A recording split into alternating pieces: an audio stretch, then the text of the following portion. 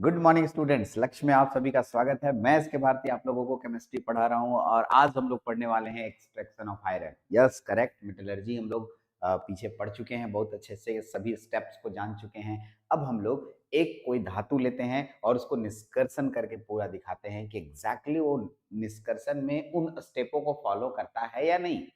Yes, तो हमारे syllabus में आयरन का निष्कर्षण पढ़ना है।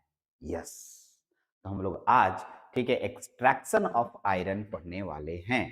आयरन कहाँ से मिलता है, आयरन सबसे पहले कैसे होता है, कैसा दिखता है, कहाँ से हम लोग उसको आयरन यानी कि लोहा, जो आप घरों में देखते हैं लोहे का दरवाजा, लोहे का खिड़की, लोहे का ग्रिल, ये कहाँ से बन के मिलता है, कैसे वो बन जाता है, ठीक है, वो हम लोग पूरा चीज सीखेंगे शुरू से लेके अंत तक। यस, चलिए सबसे पहले आयरन जिसे हम लोग एफी कहते हैं, इसका सिंबल एफी होता है। फेरस और फेरिक दो नाम आता है, नाम बोले हुए क्या, फेरस, फेरिक, सभी दोनों इक अस जो बोल रहे हैं लास्ट में, इक, फेरिक, फेरस, ठीक है, दोनों में कुछ अंतर है। अरे है, आगे बढ़ेंगे ना, तो वेट करो, चलो हम लोग बताते हैं ना हम आगे क्या है अंतर इसमें। तो पहले एफी इसका सिंबल होता है, एटॉमिक नंबर 26 होता है, एटॉमिक वेट 55.85 ग्राम होता है, ठीक है। इसका इलेक्ट्रॉनिक कॉन्फ़िगरेशन लिखोगे 1s2 2s2 2p6 3s2 3p6 4d6 4s2 आप लिख सकते हो। इलेक्ट्रॉनिक कॉन्फ़िगरेशन बहुत अच्छे से लिखने आता है आपको, बहुत अच्छे से इलेक्ट्रॉनिक कॉन्फ़िगरेशन सिखाया गया। ये वाला जो ऐसा कैप मतलब स्क्वायर लिखा हुआ है, इसके ऊपर पावर होता है, ठीक है, इसके ऊपर पावर होता है, इसके ऊपर पावर होता है। यस, ठीक है, अगर आप किसी के ऊपर पावर देना चाहते हैं, ठीक है, तो आप उस तरह का सिंबल यूज करते हैं। जनरली कैलकुलेटर में भी होता है, हाँ सर कैलकुलेटर में भी होता है। चलिए, तो ये तो हो गया छोटा सा जानकारी कि चलिए हम लोग क्या लोहा के बारे में जाने। कितना सिंबल, क्या सिंबल होता है एफी, एटॉमिक नंबर कितना होता है 26, एटॉमिक वेट कितना होता है 55.85 यानी लगभग 56 ग्राम। एक इलेक्ट्रॉनिक कॉन्फ़िगरेशन भी आपको मिल गया। चलिए, अब आप पूछेंगे सर ऑकरेंस, अरे प्राप्ति कहां से होती है इसकी, अरे इस लोहा हमें कहां से मिलता है, लोहा हमें कहीं से तो मिलता होगा। चलिए लोहा कहाँ से मिलता है हम लोग पढ़ते हैं। Iron is very reactive element, yes बहुत ज्यादा रिएक्शन करता है। It is always found in the combined state, there are so many compounds of it. मतलब साफ साफ, ठीक है, क्लियर कर दिया ये इस पैराग्राफ में, आयरन रिएक्टिव एलिमेंट है। मतलब अगल बगल कुछ हो रहेगा ना, उसके साथ दोस्ती चिपक जाएगा, दोस्त बन जाएगा, इसी को कहते हैं रिएक्टिव एलिमेंट।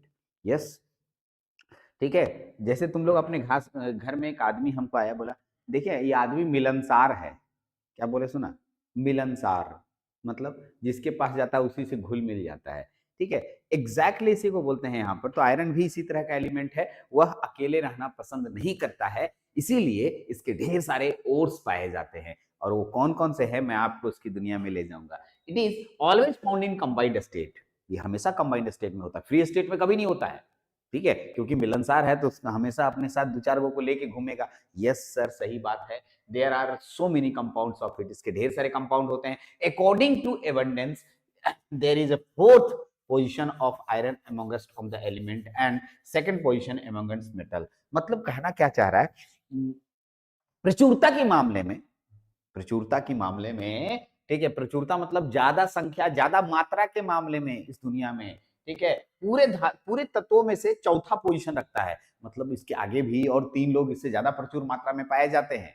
हाँ, लेकिन धातु की दुनिया में, धातु के क्षेत्रों में सबसे दूसरा पोजीशन रखता है। बोलता है इससे पहले और एक धातु है जो प्रचुर मात्रा में आता होगा, इसका पोजीशन दूसरा है, ठीक है। यस करेक्ट, एल्युमिनियम सबसे ज्यादा है शायद, और तांबा मतलब जो लोहा है, ठीक है, दूसरे पोजीशन पे आता है, सेकंड पोजीशन, ठीक। अब आइए इसका हिंदी तो मैंने नहीं किया है शायद, हिंदी छोटे छोटे चीजों का हिंदी मैं नहीं कर रहा हूँ, ठीक है। कुछ चीजें ऐसी होती हैं जिनको समझना बहुत मुश्किल होता है, उसके पैराग्राफ हिंदी किए हुए हैं एकदम पूरी तरीके से। फिर भी अगर आपको कोई पैराग्राफ मैंने छोड़ा है और उसका हिंदी नहीं किया हुआ है, तो आप हमें तुरंत कॉल करके आप उसका हिंदी करवा सकते हैं, मैं हिंदी कर दूंगा, ठीक। आप सेंटेंस पढ़ते जाएंगे, मैं हिंदी बोलते जाऊंगा, एकदम करेक्ट, ठीक।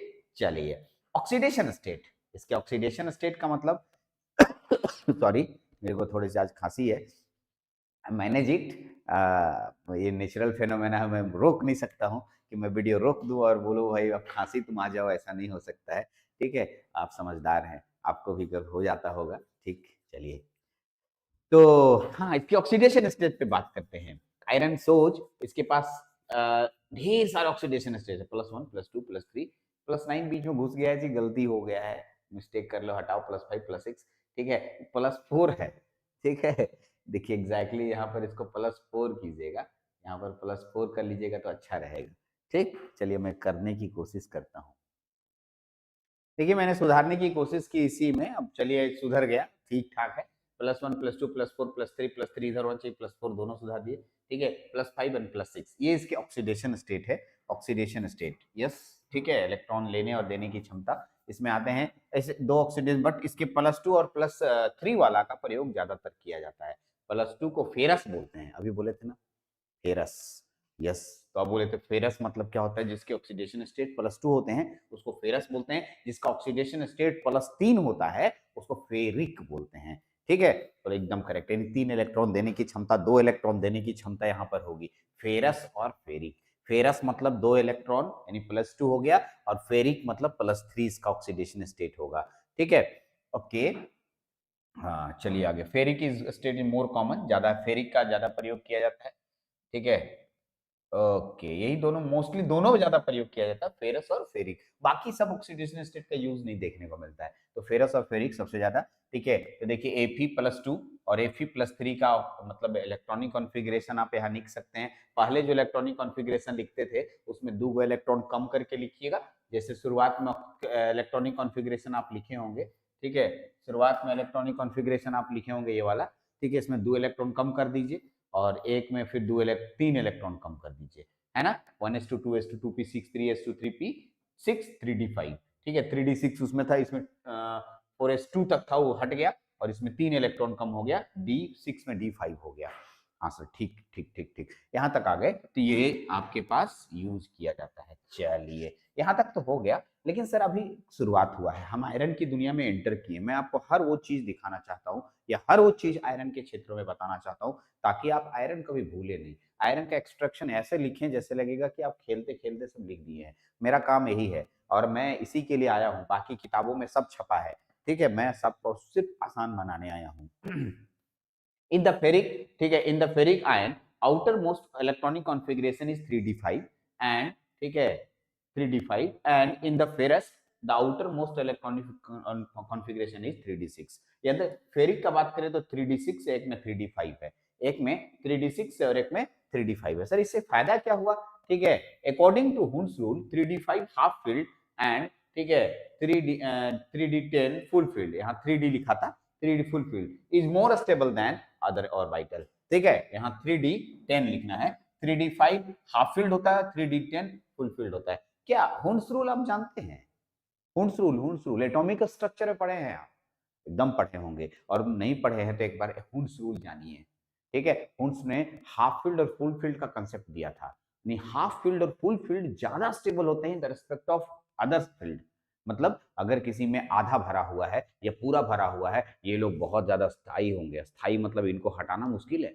अरे नहीं हटाए मुश्किल है, मतलब मुश्किल है बोले, हटा नहीं हटा सकते ऐसा नहीं, मतलब हटाएंगे एनर्जी ज्यादा देना पड़ेगा हमें, यस, ठीक है। तो हाफ फील्ड और फुल फील्ड ज्यादा स्टेबल होता है, इसीलिए ferric ion is more stable then ferrous. क्या बोले सर, फेरिक आयन कहां हुआ, ये देखो यहाँ पर 3d5, अरे डी में 10 गो इलेक्ट्रॉन होता है टोटल मिला के, कै गो, 10 गो, तो फुल फील्ड, लेकिन 10 गो तो है नहीं सर, डी में 5 गो तो है ना, 5 गो क्या हुआ, आधा, और सर यहाँ डी में 6 गो है, आधा से ज्यादा है, एक लड़का सोच रहा आधा से ज्यादा है तो ज्यादा हुआ, अरे नहीं यार रुको, अभी तो सिखाया, होन्स कहा था कि देखिए जिसके पास हाफ फील्ड होता है और जिसके पास फुल फील्ड होता है, और ये लोग ज्यादा स्टेबल होते हैं, इसके अदर उसके ग्रुप में जितने, या इसके इलेक्ट्रॉनिक कॉन्फ़िगरेशन के जो इलेक्ट्रॉन्स बटे होंगे उसमें हाफ फील्ड और फुल फील्ड ज्यादा स्टेबल होगा, तो ये हाफ फील्ड है कि नहीं है, लेकिन हाफ फील्ड से एक ज्यादा है, इसका मतलब इसकी स्टेबिलिटी कम हुई, इसकी स्टेबिलिटी ज्यादा हुई, इसका मतलब साफ साफ कहता है,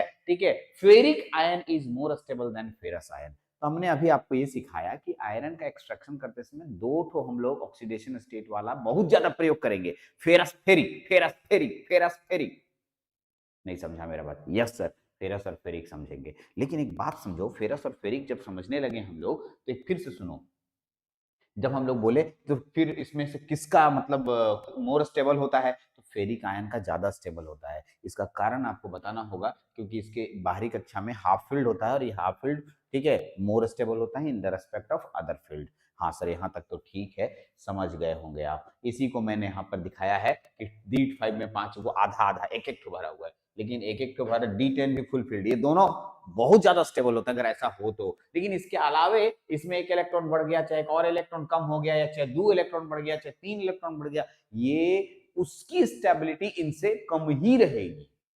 हाँ सर, चलिए ज्यादा इसमें एक्सप्लेन नहीं करते हैं, हम लोग को तो एक्सट्रैक्शन पढ़ना है। फिलहाल अगर कोई पूछ दे कि भाई अस और इक, फेरस और फेरिक में कौन अच्छा है, तो अच्छा मतलब स्टेबल कौन है, अब तुरंत बताना, अरे फेरिक है सर।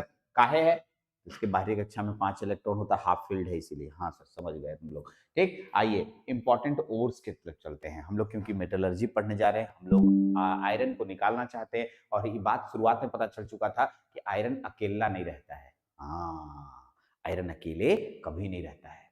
जब आयरन अकेले पहले कभी नहीं रहता है, तो भाई आयरन के साथ कौन कौन लोग रहते हैं? जो उनके साथ रहते हैं उनके नाम को हम यहाँ पर ओर्स का नाम दे रहे हैं, यानी कि हम लोग इंपॉर्टेंट ओर्स ऑफ आयरन के बारे में जान रहे हैं। एस ओर्स पहले पढ़ चुके हैं हम लोग, डिफाइन कर चुके हैं। चलिए, पहला हेमेटाइट, दूसरा मैग्नेटाइट, तीसरा सेडेराइट, तीसरा लिमोनाइट, चौथा आयरन पैराइट। यस सर, यहाँ तक थोड़ा और छोटा करेंगे तो हम लोग को पूरा का पूरा नाम आ जाएगा। पढ़ते जाइए, हेमेटाइट, मैग्नेटाइट, सीडेराइट, लेमोनाइट, और एक और कौन है? Iron pyrite. यस सर, सबका फॉर्मूला मालूम है? Fe2O3, Fe3O4, FeCO3, FeO3 3H2O। ठीक है, यहाँ L लिखा गया है, FeO3 3H2O, FeS2। एक लड़का बोला सर ठीक है, लेक्चर तो देख रहे हैं, बढ़िया समझ आ रहा है, फॉर्मूला रट लेंगे, इच्छा जाहिर आप कर रहे होंगे मने मन, अगर फोटोआ मिल जाता ना, ये सबको फोटो देख लेते कैसा दिखता है। क्योंकि हम लोग की दुनिया अब डिजिटल की दुनिया मेरी हो चुकी है, तो मैं आपको इतना तो कर ही सकता हूँ कि चलो इसकी फोटो दिखाता हूँ। हम लोग खान में तो जा नहीं सकते हैं, लोहा का खान में चलो भाई तुमको दिखाते हैं लोहा कैसा दिखता है, ऐसा तो कर नहीं सकते हैं। तो कम से कम उससे फोटो जो खींचा हुआ है वहां से आपको हम फोटो दिखाते हैं, एग्जैक्ट पिक्चर कि कैसा दिखता है ये सब आयरन। ठीक, इसी को चलते हैं आगे। हाँ, अब देखिए, अब मैंने आपके सामने एक बहुत सुंदर सा फोटो रखा है। हाँ सर, फोटो तो रखा है आपने, ठीक है, और इस फोटो को गौर से देखिएगा तो आप देखिएगा इसमें ढेर सारा फोटो नजर आ रहा है ना, 6 गो फोटो है सर, सबका रंगवा अलग अलग है। ठीक है, एकदम सही बोले, सबका रंगवा अलग अलग है, सबका रंगवा अलग अलग है, सबका फॉर्मूला अलग अलग है। हाँ सर, ये वही फॉर्मूला है जो आप लिखे थे लगता है। हाँ, हेमेटाइट लिखे थे ना? हाँ सर, मैग्नेटाइट लिखे थे ना? अरे ये भी लिखे थे सर। अरे सेडेराइट, अरे सर ये भी लिखे थे आप। आयरन पायराइट ये भी तो लिखे हुए किए थे आप। लेमोनाइट, हाँ सर, ठीक है। लिमेनाइट, ये लिमेनाइट नहीं लिखे थे शायद आप, है ना? लिमोनाइट और लिमेनाइट दो नाम लिख दे, लिमोनाइट लिमेनाइट, ठीक है। FeTiO3 छोड़ो, इसको हटाओ, FeOH, FeO2H, ठीक है, okay, FeCO3, Fe3O4, Fe2O3, FeS, सबके रंग अलग अलग हैं। यस, सबके रंग अलग अलग हैं। यस, बहुत ज्यादा हम लोग यूज करते हैं।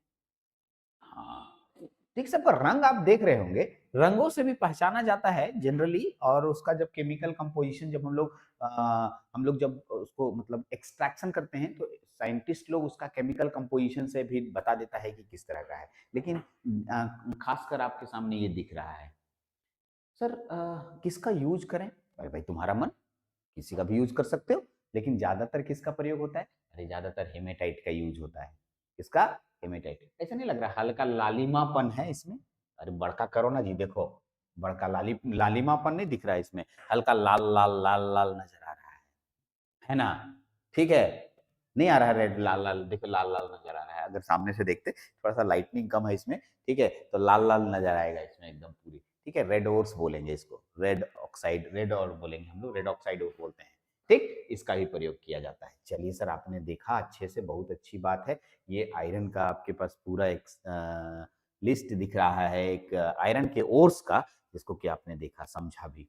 चलिए सर, अब हम आपको ले जाता हूँ एक्सट्रैक्शन में, और किससे हम एक्सट्रैक्शन करते हैं और कैसे करते हैं वो प्रोसेस को मैं आपको एक एक करके समझाऊंगा।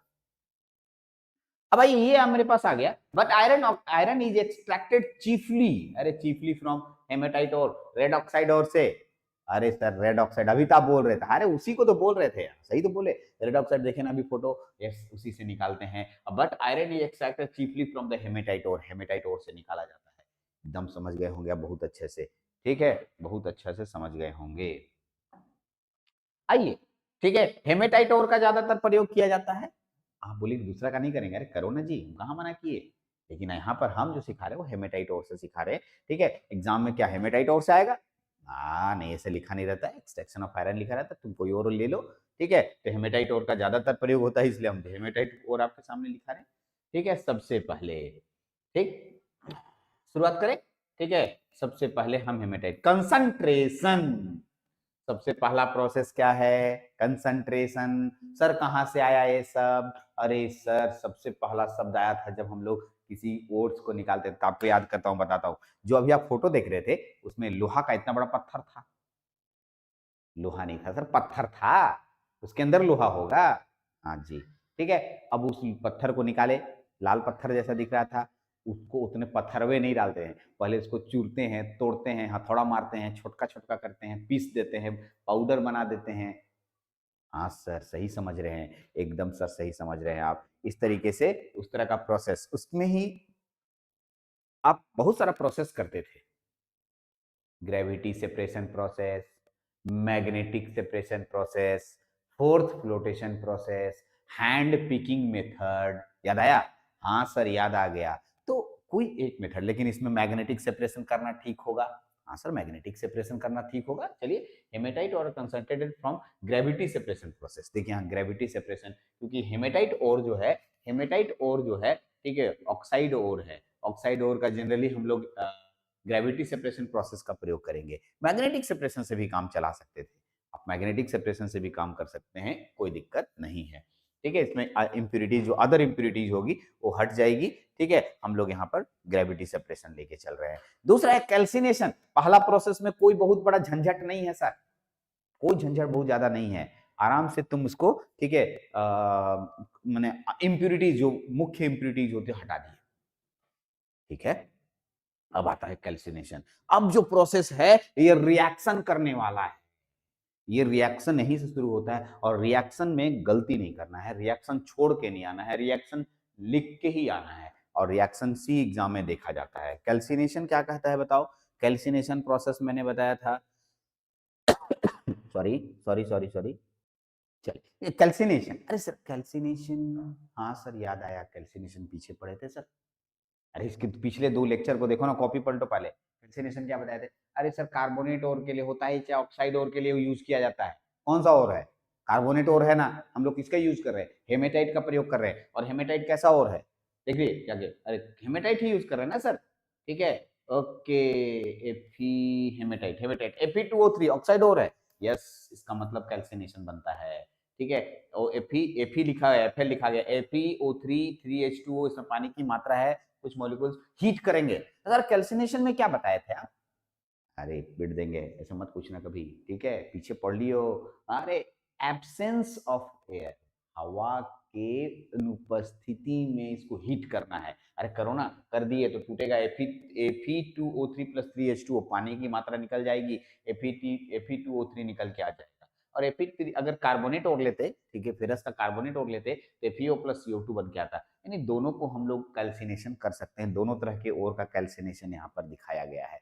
तो कैल्सिनेशन भी सीख गए सर। अब आता है स्मेल्टिंग। ऊपर स्मेल्टिंग भी बहुत अच्छा से पढ़ चुके हैं, हाँ सर स्मेल्टिंग भी पढ़ चुके हैं बहुत अच्छा से, ठीक है। रिफाइनिंग ऑफ मेटल में हम लोग जलते हैं, ठीक है। Concentrated haematite mix with coke, limestone, silica and it's, ठीक है, ट्रांसफर द ब्लास्ट फर्नेस। ये 3 चीजें मिलाई जाती है, कौन कौन कौन कौन? कोक, लाइमस्टोन, सिलिका, ठीक है। इन तीन चीजों को इस अयस्क के साथ यानी Fe2O3 या FeO के साथ मिलाया जाता है, और बोलता है चलो भाई तुम लोग सीधा का सीधा एक ब्लास्ट फर्नेस में घुस जाओ।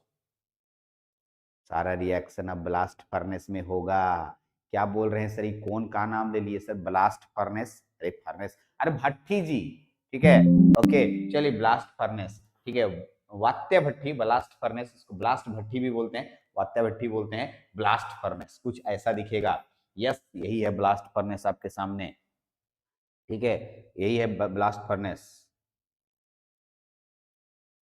देख लेते हैं, मेरा बैटरी लो। हाँ, यही ब्लास्ट फर्नेस आपके सामने। ये जो ब्लास्ट फर्नेस का फोटो है, इसको हम बड़ा बनाएंगे, बड़ा फोटो दिखाएंगे, और इसमें सर ये सब छेदवा कौची है, किधर से क्या निकलता है, किसमें से कौची निकलता है, ये डिग्री क्या दे रहे हैं, सेंटीग्रेड डिग्री क्या दे रहे हैं, इन सब के बारे में पढ़ेंगे। यानी आयरन के एक्सट्रैक्शन को मैंने 2 भाग में बांट रहा हूँ, क्योंकि बहुत लंबा लेक्चर चला जाएगा, 40 से 50 मिनट का है। तो हम लोग इसको 2 भाग बांटते हैं। आज 15-20 मिनट का एक बनाए, 20 मिनट का एक और बनाएंगे, 20 मिनट 15 मिनट का होगा अगला। तो आराम से उसमें हम लोग बढ़िया से पढ़ेंगे। नेक्स्ट लेक्चर में इसका पूरा एक्सट्रैक्शन कंप्लीट करेंगे, है ना। चलिए, तो अब हम लोग कहाँ तक आ गए हैं, सबको मिला लिए हैं सर, कोक के साथ, सिलिका के साथ, ठीक है। और कोक, सिलिका और क्या यूज किए थे सर, लाइमस्टोन। इन तीनों को मिला के कहाँ डाल चुके हैं, भट्ठी के अंदर डाल दिए हैं। अब भट्ठी में क्या होता है और भट्ठी के बारे में डिटेल हम लोग थोड़ा जानेंगे, भट्ठी के बारे में थोड़ा जानेंगे, इसके स्ट्रक्चर के बारे में जानेंगे, कहाँ से कौन चीज निकलता है, कहाँ से क्या चीज डाला जाता है। उसके बाद हम लोग इसके टेम्परेचर के बारे में समझेंगे, और अलग अलग जगह पर कैसे अभिक्रिया होती है इसके बारे में समझेंगे। हाँ, और यही मेन चीज है, और इसी में पूरा रिएक्शन आता है। चलिए, तो इस लेक्चर में इतने ही रखते हैं। अगले लेक्चर में आयरन के पूरे एक्सट्रैक्शन को बहुत अच्छे से समझेंगे। इतना ही इस लेक्चर में। Thank you very much.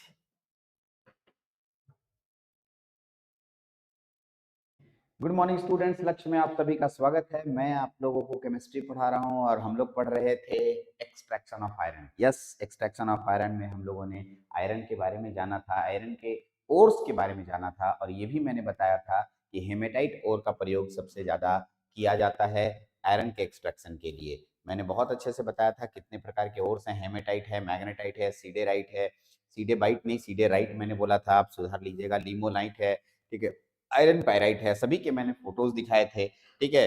Okay, मैंने बोला था हेमेटाइट का उपयोग यानी रेड ऑक्साइड का उपयोग ज्यादातर प्रयोग किया जाता है लोहे के निष्कर्षण के लिए। इसमें सबसे पहला प्रोसेस हम लोग आज पढ़ने वाले हैं, इसका नाम है concentration. Haematite ore is concentrated from the gravity separation process. इसमें भी मैंने बताया था कि आप लोग इसमें से चुन के मेथड अलग कर सकते हैं, या ग्रेविटी सेपरेशन यूज कर सकते हैं, ठीक है। बहुत सारा मेथड्स है, लेकिन इसमें ग्रेविटी सेपरेशन का प्रयोग किया जाता है, ऐसा मैंने पिछले क्लास बताया था। फिर मैंने बताया था कैल्सिनेशन भी आपको समझा दिया था, ठीक है। हवा के अनुपस्थिति में आप किसी चीज को गर्म करते हैं तो आप लोगों के पास FeO प्लस CO2 मिलता है, Fe2O3 प्लस 3H2O मिलता है।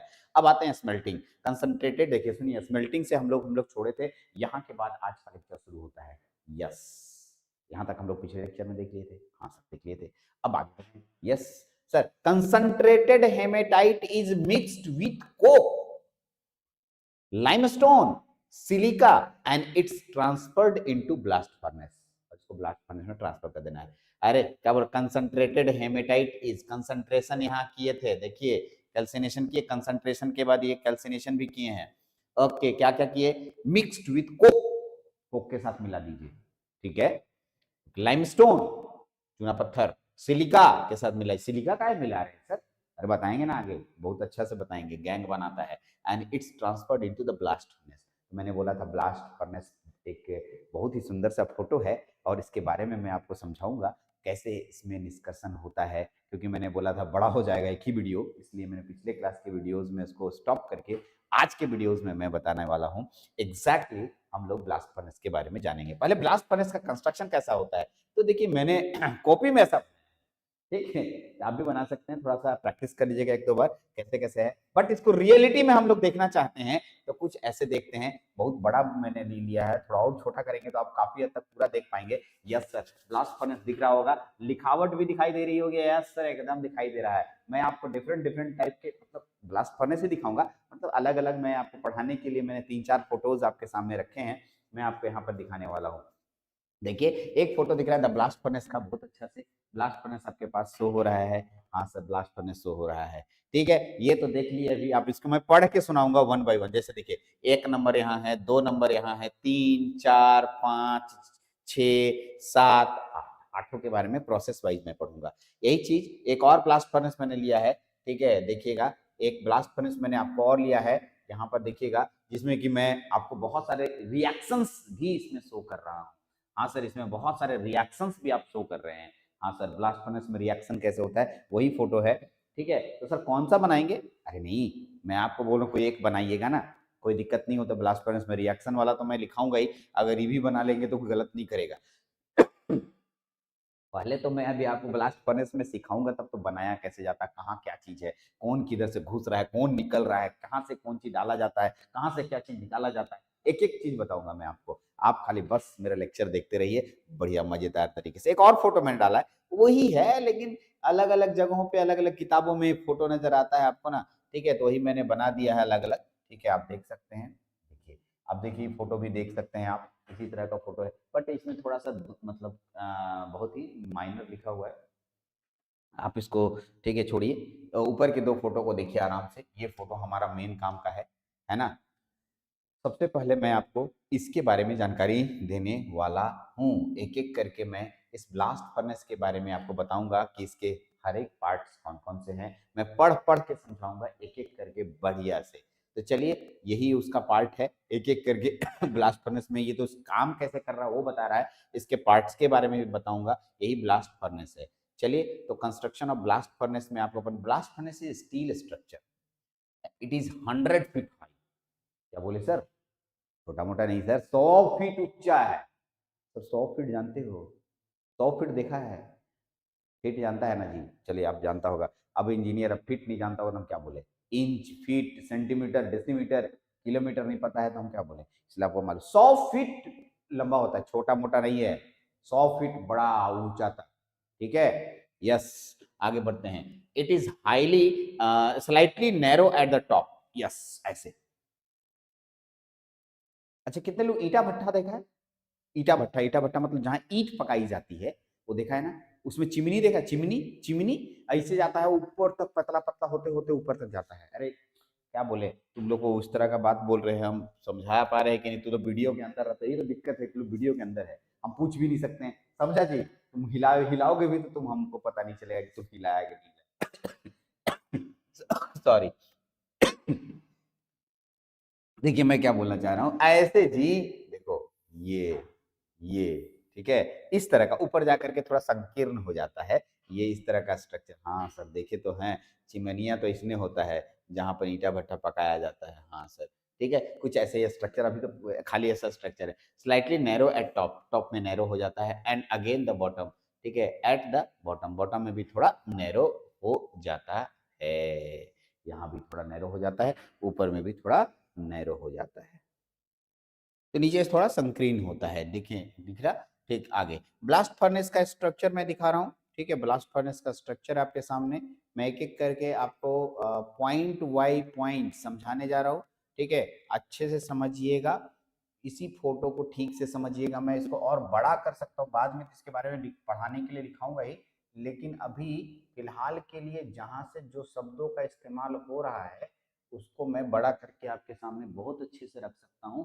हाँ सर, यहाँ तक ठीक ठाक दिख रहा है आपको? सबसे पहले ऊपर से एरो मार्क दिख रहा होगा, ये वाला प्लेस हुपर कहलाता है, ठीक है, और यहाँ पर से हम लोग लाइमस्टोन, कोक और हेमेटाइट एक ही साथ ऐड करते हैं। सबसे पहला काम यहीं से करते हैं, हुपर, हुपर ऐसे की शेप में होता है, तो हाथवा पहले तो पुराने जमाने में, एकदम पुराना जमाने में कड़ाही में लेते थे, आदमी ऐसे लेके जाता था और ऐसे डाल देता था, ठीक। इसके बाद कुछ दिन बाद क्या हुआ कि उतना मजदूर कहाँ से लाएंगे, एक दो काम तो बड़े छोटा मोटा तो है नहीं, छोटा मोटा तो है नहीं, बहुत बड़ा है, तो एक बार में 100 को मजदूर, 200 मजदूर लगते थे।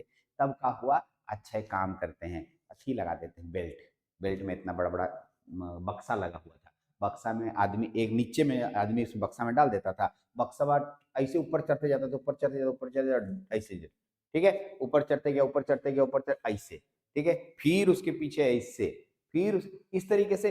ट्रेन देखा है? ट्रेन, ट्रेन, अरे ट्रेन में जो बोगी होता है ना, वो ऐसे ही छोटा छोटा बक्सा, तो वो हो गया, ठीक है। मतलब किसी भी तरीके से हमें क्या चीज, लाइमस्टोन, कोक और हेमेटाइट और को इसके अंदर डालना, यहाँ से होता है, ये ऊपर कहलाता है इससे, ठीक है, किप्पी जैसा होता है, हाँ जी, ठीक है। यस, इसमें से डाल दिए, ये पहला प्रोसेस यहाँ हुआ। हम पहले इसके स्ट्रक्चर पे बात कर रहे हैं कि कौन कौन क्या होता है, सुनिएगा। ये यहाँ से ई वाला उसके नीचे आए, तो यहाँ से 8वां नंबर में वेस्ट गैसेस, मतलब जो गैसेस बन के इसमें निकलेगी और जो गैसेस हमारा काम का नहीं होगा, वेस्ट गैसेस बोलते हैं, वो यहाँ से निकल जाता है। इसमें से एक छेद बना हुआ है, इस छेद से क्या निकलता है, वेस्ट गैसेस। अच्छा सर, आगे बढ़ते हैं, ठीक है। यहां से ध्यान से सुनेंगे, ठीक है, यहां से हॉट एयर दिया जाता है, नीचे में देखिएगा, यहां से हॉट एयर दिया जाता है। कै गो है पहले देखिए तो छेद देखिएगा, यहाँ ए दू गो नीचे, दू गो यहाँ पर, चार गो है, यहाँ पर चार गो है सर, ठीक है, यहाँ दू गो है और यहाँ एक गो है। हाँ सर, छह गो दिख रहा है, चार दो छह और एक सात गो, ये तो पढ़िए लिए, यहाँ से वेस्ट गैसेस निकलता है। ध्यान से सुनेंगे, ये जो प्रोसेस है, यहाँ देखिए, यहाँ से गर्म हवा दिया जाता है, ये गर्म हवा, इधर से भी गर्म हवा दिया जाता है, ये वाला दोनों तरफ से गर्म हवा देते हैं, हॉट एयर बोलते हैं, ब्लोन करते हैं। यहाँ से इम्प्यूरिटीज बाहर निकलता है, गैंग बोलते हैं इसको, स्लैग बोलते हैं, स्लैग, यहाँ से स्लैग निकलता है, और इधर वाला से जो मेरा आयरन प्योर बन के निकलता है ना, जो एक्सट्रैक्ट होता है आयरन, वो यहाँ से निकलता है। सर चार गो में क्या क्या बोले, इनमें दोनों से हवा दिया जाता है, गर्म हवा दिया जाता है, 1900 डिग्री सेंटीग्रेड टेम्परेचर भी आपको बांट के दिखाएंगे, घबराइए नहीं। ये वाला एक तो इससे इससे हम लोग का इम्प्यूरिटीज निकलता है, ठीक है, स्लैग बोलते हैं इसको, जो हमारा शुद्धि होता है, और यहाँ से हमारा, ठीक है, लोहा जो साफ होके निकलेगा वो यहाँ से आएगा। ठीक, आगे बढ़ते हैं, ठीक है, तो हम लोगों के पास एक एक करके सारा प्रोसेस हो गया। ध्यान से सुनिएगा, जैसे ही नीचे से ऊपर जाते हैं टेम्परेचर घटता है, ऐसे बोलिए, या ऊपर से नीचे आते हैं टेम्परेचर बढ़ता है। सर कुछ नहीं समझे हम, तो मैं आपको इस फोटो पे ले जा रहा हूं, अगर आप देखेंगे तो गौर से देखिएगा, अगर तो यहाँ देखिए, जहां पर ये हुपर लगा है, हुपर हुपर हुपर, ठीक है, वहां जो लगा है, वहां का टेम्परेचर लगभग लगभग 200 डिग्री सेंटीग्रेड होता है। फिर थोड़ा नीचे आते हैं तो टेम्परेचर 600 डिग्री सेंटीग्रेड हो जाता है। फिर थोड़ा नीचे आते हैं तो ये 800 डिग्री सेंटीग्रेड होता है स्टैक, ये फर्नेस वेस्ट बोलते हैं, और यहाँ 1000 डिग्री सेंटीग्रेड तापमान हो जाता है। फिर बॉस्ट बोलते हैं 1500, और आयरन रिसीवर जहाँ आयरन बनने बनने लायक होता है, वहाँ 2000 सेंटीग्रेड डिग्री सेंटीग्रेड हो जाता है। देखिए, तो देखिए इन दोनों से रिफ्रेश्ड एयर डाला जाता है, यहाँ से देखिए बंद किया हुआ लाल रंग से रिफ्रेश्ड एयर है, और यहाँ से देखिए आयरन निकाला जा रहा है, और यहाँ से स्लैग निकाला जा रहा है। ठीक है, देखिए स्लैग लिखा है और आयरन लिखा है ना, स्लैग और आयरन, पता नहीं आपको कितना दिख रहा है नहीं पता, लेकिन अब बड़ा करेंगे तो दिखेगा। हाँ सर, आपको जो बोल रहे हैं वो दिख रहा है, अब बढ़िया से दिख रहा होगा एकदम। ठीक, चलिए, कहाँ क्या क्या रिएक्शन होता है वो भी पढ़ लेंगे बढ़िया से, वो रिएक्शन बहुत छोटा सा चीज है, पहले तो आप कंस्ट्रक्शन को समझिए, नहीं तो फिर बाद में दिक्कत हो जाएगा। देखिए कैसा है, नीचे भी इस तरह का स्ट्रक्चर दिख रहा है ना, और ऊपर भी संकरा होते चला गया है। ठीक है, ये फर्नेस टॉप होता है, और यहाँ से गैसवा कुछ कुछ निकल जाता है, आकाश में उड़ जाता है गैस। ठीक है, कौन कौन, कार्बन डाइऑक्साइड, कार्बन मोनोऑक्साइड और नाइट्रोजन गैस। ठीक, अच्छा से समझ गए होंगे आप, पूरा अच्छे से आप बना पाएंगे, फोटो एकदम बना पाएंगे सर। ऐसे, फिर ऐसे, अरे देखो जी, ऐसे देखो, ऐसे ऐसे, फिर ऐसे, और फिर चार छह को, 60 को, 6 या 7 को छेद बना देना है, ऊपर में किपी बना देना है, ऊपर बोलते हैं, और नीचे में, ठीक है, कहाँ कहाँ छेद बनाए हैं और किन किन कामों के लिए बनाए वो बना लीजिएगा। आइए सर, अब आप बोलेंगे सर काम कैसे करता है हमें बताइए तो थोड़ा सा, तो मैं एक एक करके समझा रहा हूँ, और ऐसे यहाँ से भी समझा दूंगा, बाद में रिएक्शन को भी पढ़ लेंगे हम लोग। ठीक है, रिएक्शन को भी पढ़ लेंगे, यहाँ तक हम लोग एक एक करके बढ़िया से इसके पार्ट को समझते हैं। मिक्सचर ऑफ, सबसे पहला काम यहाँ क्या होता है, ये जो एरो मार्क डाला जा रहा है, ये पहला काम है। जो यहाँ नंबरिंग दिया हुआ है, अगर मान लिया एग्जाम में आपको बहुत सारा चीज नहीं आ रहा है, लिखने नहीं आ रहा है, तो नंबरिंग को खाली याद कर लीजिएगा, और इसको भी लिख के आ जाइएगा ना, तो नंबर मिल जाएगा। लेकिन क्योंकि रिएक्शन पे नंबर मिलता है, किस पे नंबर मिलता है, रिएक्शन पे नंबर मिलता है, इसलिए आपसे निवेदन होगा कि रिएक्शन चेक करेगा, तो रिएक्शन पे नंबर मिलता है, इसलिए रिएक्शन भी लिखना है पहले, लेकिन पहले प्रोसेस तो समझ ले। कहता है मिक्सचर ऑफ लाइमस्टोन, कोक और haematite is added to the blast furnace, यहाँ से ब्लास्ट फर्नेस में डाला जाता है, पहला प्रोसेस हो गया। दूसरा, hot air is blasted into the furnace, अरे यहाँ से गर्म हवा दिया जाता है, एकदम हॉट एयर। सर समझ नहीं पाए, तो चलिए हम आपको चाय पिलाते हैं। क्या बोल रहे हैं सर आप, अरे हाँ जी, हम आपको चाय पिलाएंगे आज। हाँ सर, कैसे चाय पिलाइएगा, ठीक है, वीडियो में थोड़ी घुसने वाले हैं। अरे नहीं, चलो चाय, तुम अपने घर के पास वाले चाय दुकान में जाओ, हम भी अपने घर वाले के पास के चाय दुकान में जाते हैं, या लिट्टी जहाँ बनाता है वहाँ जाओ ना जी, वहाँ जाइएगा तो एक भट्टी बना रहता है, छोटका सा रहता है लेकिन भट्टी रहता है, उसके नीचे, ठीक है, चाय कहाँ गर्म करता है, बनाता है कहाँ, ऊपर में, और उसका मुहुआ जो होता है नीचे में रहता है, नीचे में पंखा लगा के रखता है। क्या बोल रहे हैं सर, कभी देखे होगा ना, एकदम देखा, बहुत सारा बच्चा देखा है। और तो स्विच ऑन कर, जैसे हम बोले कि लिट्टी दीजिए, तो बोला अभी गरम गरम छान के देते हैं, कढ़ाई चढ़ाया और स्विच ऑन कर दिया, तो पंखा चलने लगा, तो मुहुआ से पंखा जो जा रहा था फर फर, तो हवा अंदर जा रहा था जिसकी वजह से आग बहुत तेजी से लहक रहा था। मेरी बात समझ आई आपको? हाँ सर, समझ गए होंगे एकदम बढ़िया से। अगर आप बिहारी होंगे और बिहार के हैं, बढ़िया से समझते होंगे, तो मेरी बात समझ गए होंगे कि लिट्टी कैसे भट्टी में बनाता है।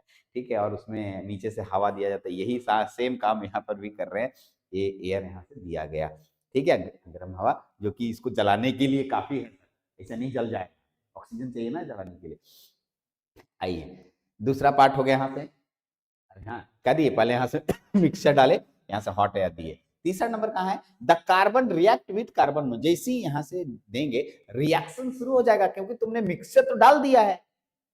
हाँ सर, मिक्सचर डाल दिया है, तो सबसे पहले क्या कौन रिएक्शन करेगा? Carbon reacts with carbon reacts with the hot air in oxygen के साथ, और कार्बन डाइऑक्साइड बनाएगा। क्या बनाएगा? कार्बन डाइऑक्साइड बनाएगा।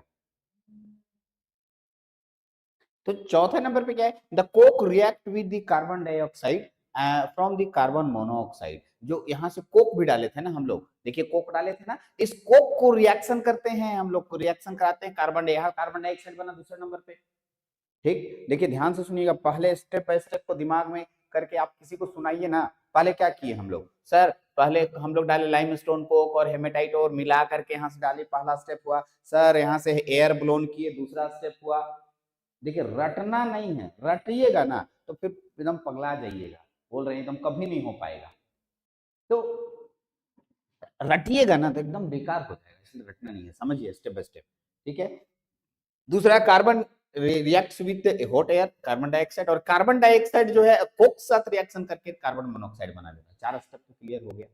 हाँ सर, क्लियर हो गया। पांचवा में, the carbon monoxide reduces the iron ore from the iron and carbon dioxide. यहाँ से कार्बन जो मोनोऑक्साइड बन रहा है, यही कार्बन मोनोऑक्साइड आयरन को रिड्यूस करने की कैपेसिटी रखता है।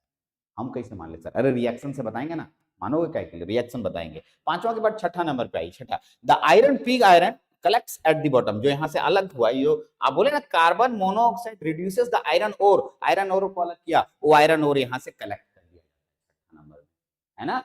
वो भी रिएक्शन नहीं है, इसलिए आपको लग रहा है। रिएक्शन भी एक एक करके मैं बताऊंगा स्टेप बाय स्टेप, लेकिन कैसे कैसे हो रहा है समझिए। ये कार्बन मोनोऑक्साइड जो है आयरन को रिड्यूस कर लिया, नहीं हटा दिया, और यहाँ से हम लोग उस आयरन को अलग कर लिए। ठीक है, हो गया छठा नंबर। सातवां नंबर में क्या है? इंप्यूरिटीज। तो इसी के ऊपर इंप्यूरिटीज रहता है, एक यहाँ पर छेद बना हुआ है, वो इंप्यूरिटीज स्लैग के रूप में बाहर निकल जाता है। किसके रूप में बाहर निकल जाता है? स्लैग के रूप में बाहर निकल जाता है। यस, इंप्यूरिटीज बाहर निकल गया। और आठवां नंबर में, जो रिएक्शन के दौरान बहुत सारे गैसेस बने हुए होंगे, हाँ सर, वो गैसेस वेस्ट गैसेस बोलते हैं, और यहां से बाहर निकल गया। ठीक, तो आपको एक एक करके स्टेप समझ में आ गया होगा बहुत अच्छे से। आप दिमाग को बंद कीजिए, आंख को बंद कीजिए, और एक एक करके आप सोचते जाइए मैंने क्या क्या बोला। ऊपर से डाला सर हेमेटाइट और कोक, और ठीक है लाइमस्टोन का मिक्सचर ऊपर से डाल दिए ऊपर से। फिर दूसरा स्टेप में नीचे से हम लोग गैस ब्लोन किए थे।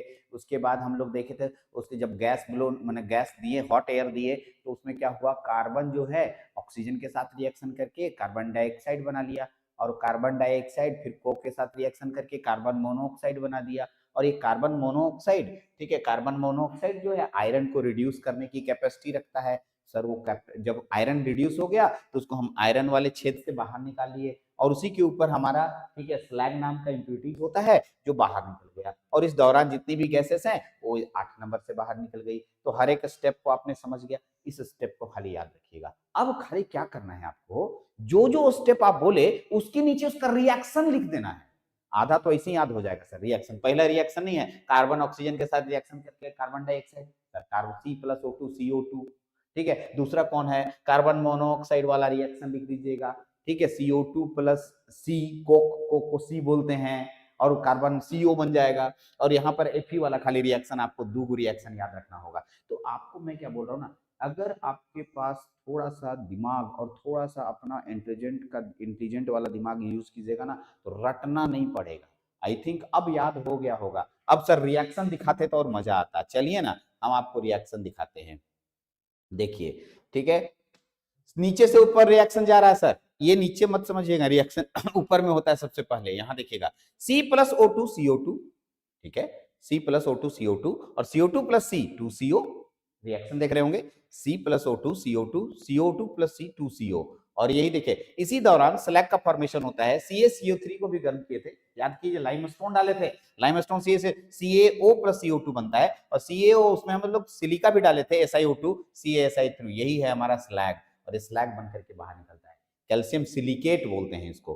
ठीक, आइए और देखिए यहाँ लोहा का अलग अलग एस्क निकला है, और ये रिएक्शन करके सब में Fe बन करके निकल चुका है। ठीक है, तो रिएक्शंस को ऐसे नहीं दिखाना है, ये तो फोटो के पास रिएक्शन है, हम लोग को लिख लिख के नीचे रिएक्शन करना है। तो मैंने आपके ये समझने के लिए फोटो रखा था, अब हम आपको एग्जाम पॉइंट ऑफ व्यू से एक्सप्लेनेशन करने जा रहे हैं, बढ़िया से line by line, step by step, और मैं आपको एक एक करके सभी रिएक्शनों को बताऊंगा। देखिए स्टेप बाय स्टेप रिएक्शन चल रहा है, और मैं सभी रिएक्शनों के साथ मैं आपको, ठीक है, Fe निकाल करके दिखाऊंगा, फाइनली लोहा बन के तैयार हो जाएगा। चलिए, हाँ सर सही, चलते हैं तो शुरू करते हैं। अब आपके सामने जितनी बातें मैंने बोली उन सबको एक जगह लिखते हैं। The diameter of widest part is 25 feet, मतलब कहना ही चाहता है ये जो वाइडेस्ट पार्ट होता है इसका डायमीटर 25 फीट के आसपास है। कितना फीट? 25 फीट के आसपास। हाँ सर 25 फीट के आसपास होता है। From the side of the furnace, a small pipe are attached which are called tire through which the air enters। ठीक है, इसी के पास एक छोटा सा पाइप लगा रहता है, इसको टायर बोलते हैं, और इसमें से हॉट एयर ब्लोन करते हैं, हवा इंटर कराता है, हवा इंटर कराते हैं। ठीक, at the base of the furnace, left side is a hole through which slag out। ठीक है, लेफ्ट साइड, ये मेरा लेफ्ट साइड हो गया, इधर जो है स्लैग निकलता है ना, स्लैग, और राइट साइड में एक होल है, इससे हम लोग का यानी Fe मेटल निकलता है, एक स्लैग निकलता है और एक metal. At the right side the base, ठीक है, furnace, there is another hole be through which metal withdrawn, जिससे हम लोग मेटल बाहर निकालते हैं। At the top of the furnace, cup और cone arrangement hopper is present which prevent to exit of gases, ठीक है, which are form during the charging of the furnace. मतलब ऊपर में हुपर, मतलब कीपी जैसा ऐसा शेप बना रहेगा, ठीक है, इस तरीके से कोन टाइप, उसमें हम लोग अयस्क, लोहा का अयस्क, ठीक है, लाइमस्टोन, ठीक है, सिलिका और कोक मिक्स करके सबको उसमें डाला जाता है। Yes, okay. The temperature inside the furnace, important है, the temperature inside the furnace gradually decreases towards the top, gradually, ठीक है, टुवर्ड द टॉप। जैसे जैसे हम ऊपर जाएंगे, अरे नीचे से ऊपर जाएंगे, टेम्परेचर घटते जाएगा, यानी टॉप का टेम्परेचर कम, उसके नीचे ज्यादा, उसके नीचे ज्यादा, यानी बॉटम का टेम्परेचर सबसे ज्यादा होगा। जैसे कि हम लोगों ने फोटो में भी देखा और समझा भी, टेम्परेचर टॉप का सबसे कम, बॉटम का सबसे ज्यादा। मैंने हिंदी लिखा है, आप हिंदी को भी धीरे धीरे पढ़ते जाएं, ठीक है, हिंदी आपके लिए है। ठीक, आइए, केमिकल रिएक्शन, सबसे पहले कार्बन ऑक्सीजन से रिएक्शन करके क्या बनाया था? Carbon dioxide. बस पहला लाइन लिख करके रिएक्शन लिख दीजिएगा। सर लिखा जाएगा, एकदम लिखा जाएगा, नहीं लिखाएगा हो ही नहीं सकता है। फिर कार्बन डाइऑक्साइड किसके साथ रिएक्शन किया? कार्बन के साथ रिएक्शन करके क्या बनाया? Carbon monoxide. हाँ सर, कार्बन मोनोऑक्साइड बनाया। ठीक है, कार्बन मोनोऑक्साइड बन चुका है, यहाँ तक में कोई दिक्कत नहीं था। After charging of furnace calcium carbonate limestone decompose, यहाँ बताइए, यहाँ पर लाइमस्टोन भी डाले थे ना हम लोग, चूना पत्थर। हाँ सर, वो डिकम्पोज होगा, CaCO3 टूटेगा CaO प्लस CO2 में, है ना। चलिए सर, यहाँ टूटा, उसको हम लोग दिखाते तो देखो, CaCO3 टूटा CaO प्लस CO2 में, CO प्लस SiO2, और SiO2 सिलिका हम लोग डाले थे ना, वो कैल्शियम ऑक्साइड के साथ रिएक्शन करके कैल्शियम सिलिकेट बनाता है, और यही स्लैग है जी, इसी को स्लैग कहते हैं। ठीक है, कैल्शियम सिलिकेट बनाता है। ओके, अगला है, haematite is reduced with the carbon monoxide to give the ferrous oxide and carbon dioxide. This ferrous oxide again reduced with carbon monoxide to give free metal. कहना क्या चाह रहा है? Fe2O3 कार्बन मोनोऑक्साइड से reaction करके FeO plus CO2 बनाता है, यानी ठीक है, फेरस ऑक्साइड जो है कार्बन मोनोऑक्साइड से रिएक्शन करेगा और FeO बनाएगा CO2, फिर यही FeO फिर कार्बन मोनोऑक्साइड से रिएक्शन करता है, Fe प्लस CO2 बनाता है, और CO2 गैस बाहर निकल जाता है। मतलब दो रिएक्शंस यहाँ पर लिखना जरूरी है, और यही दो रिएक्शंस आपको एग्जाम में देखते हैं टीचर्स। ऐसे ऊपर के भी देखते हैं, ऊपर का नहीं छोड़ना है, लेकिन हमारे पास रिएक्शंस इंपॉर्टेंट है, रिएक्शंस नहीं छोड़ना है, इसलिए आपको रिएक्शंस कंप्लीट करना है। FeO plus CO, Fe plus CO2, और यही लोहा जो है नीचे वाला राइट साइड में जो हम होल बताए थे उससे बाहर निकल जाता है। यस सर, ठीक है। This iron which is obtained in the form of cast iron, ये कास्ट आयरन के रूप में हमें प्राप्त हो जाता है। इट ठीक है, counting some impurities, it containing, containing, counting नहीं, कंटेनिंग, यहाँ देखिए मिस्टेक किया है, इसको आप सुधारेंगे, ठीक है, कंटेनिंग देखिए इसका नाम होगा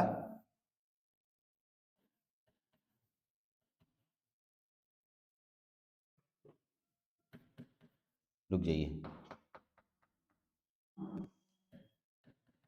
कंटेनिंग, ठीक है, सम इम्प्यूरिटीज एंड दी एंड, ठीक है, impurities are removed by heating, ठीक है, molten with cast iron to hematite and then we get pure iron, ठीक है, wrought iron, wrong iron नहीं, ठीक है, ठीक है, देखिए स्पेलिंग मिस्टेक किया, रॉट, WROGHT, रॉट आयरन, ठीक है, ओके, यहाँ तक क्लियर हो गया, ठीक है, इम्प्यूरिटीज के साथ रिएक्शन करता है, remove the heating molten and cast into the haematite and then we get pure iron, हमें प्योर आयरन प्राप्त हो जाता है। रिएक्शन में अभी तक प्योर आयरन आपने देखा था। चलिए आइए तो प्योर आयरन मिला, आगे बढ़ते हैं, यहीं तक हमको प्योर आयरन मिलके तैयार। और ये जो यहाँ पर जो आपका स्लैग बना था, स्लैग के लिए लेफ्ट साइड का एक छेद बना था, उससे बाहर निकल जाता है। ये रिएक्शंस आपको जरूर करना है। आपने अभी तक, ठीक है, ब्लास्ट फर्नेस में कैसे आयरन का एक्सट्रैक्शन करते हैं आपने एक एक करके सीखा। मैंने स्टेप बाय स्टेप सभी बातों को बताया, उसके स्ट्रक्चर के साथ बताया, रिएक्शन के साथ बताया। स्ट्रक्चर बनाना है, स्टेप बाय स्टेप फॉलो करना है और उसके नीचे उसका रिएक्शन लिखना है, बस इतना ही तो करना है। हाँ सर इतना ही करना है, इतना जो कर लिया बना लिया। चलिए ठीक है, उम्मीद है आपको एक्सट्रैक्शन ऑफ आयरन अच्छे से समझ आया होगा। ठीक है, इसी उम्मीद के साथ यदि कोई परेशानी होती है, कहीं नहीं समझ आया है, आप हमसे कंसल्ट कर लीजिएगा। ठीक है, थैंक यू, इस लेक्चर में इतना ही। Thank you very much.